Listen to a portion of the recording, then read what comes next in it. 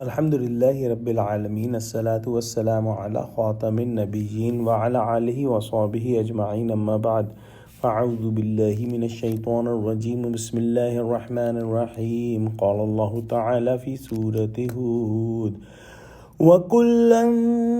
نَّقُصُّ عَلَيْكَ مِنْ أَنبَاءِ الرُّسُلِ مَا نُثَبِّتُ بِهِ فُؤَادَكَ وَجَاءَكَ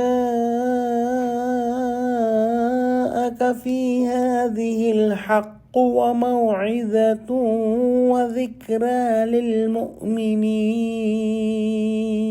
ترجمہ: اے محمد اور پیغمبروں کے وہ سب حالات جو ہم تم سے بیان کرتے ہیں ان سے ہم تمہارے دل کو قائم رکھتے ہیں، اور ان قصص میں تمہارے پاس حق پہنچ گیا، اور یہ مومنوں کے لیے نصیحت اور عبرت ہے۔ اس صورت میں ہم نے پچھلی امتوں کے حالات پڑھے اور ان کا جو ایٹیٹیوڈ تھا،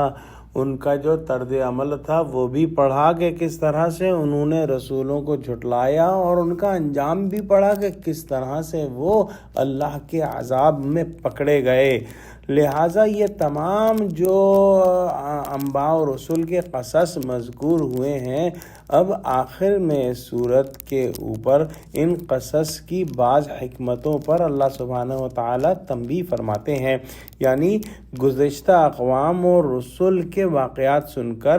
آپ صلی اللہ علیہ وآلہ وسلم کا دل جو ہے وہ مطمئن ہوتا ہے، اور امت کو تحقیقی باتیں معلوم ہوتی ہیں جن میں نصیحت اور تذکیر کا بڑا سامان ہے۔ جب آدمی سنتا ہے کہ میرے ابنائے نو پہلے فلاں فلاں جرائم کی پاداش میں ہلاک ہو چکے ہیں تو ان سے بچنے کی کوشش کرتا ہے، اور جب دیکھتا ہے کہ فلاں راستہ اختیار کرنے سے پچھلوں کو نجات ملی تو طبعی طور پر اسی راستے کی طرف جو ہے وہ دوڑتا ہے۔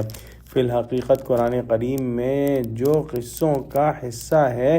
اس قدر مؤثر اور مذکر واقع ہوا ہے کہ کوئی شخص جس میں تھوڑا سا بھی آدمیت کا جزو ہو اور خوف خدا کی ذرا سی ٹیس دل میں رکھتا ہو، انہیں سن کر متاثر ہوئے بغیر نہیں رہ سکتا۔ جیسا کہ بارہا بیان ہوا کہ انسانی دل کے اندر اللہ سبحانہ و تعالیٰ نے حق کو پہچاننے کی صلاحیت رکھی ہے،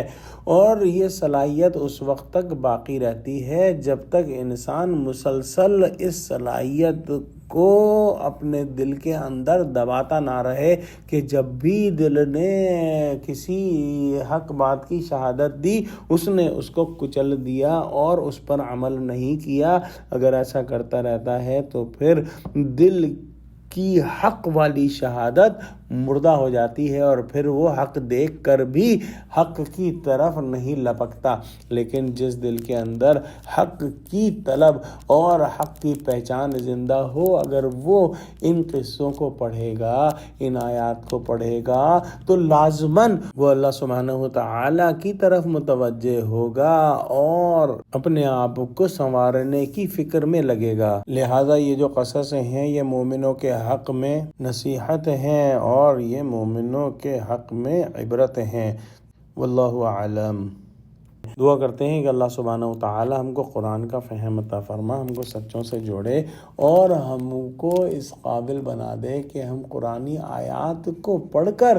تیری ہی طرف لو لگائیں اور تیری ہی طرف متوجہ ہو جائیں اور اپنی آخرت کی فکر میں لگ جائیں۔ آمین۔ وآخر دعوانا الحمد للہ رب العالمین، والسلام علیکم ورحمۃ اللہ وبرکاتہ۔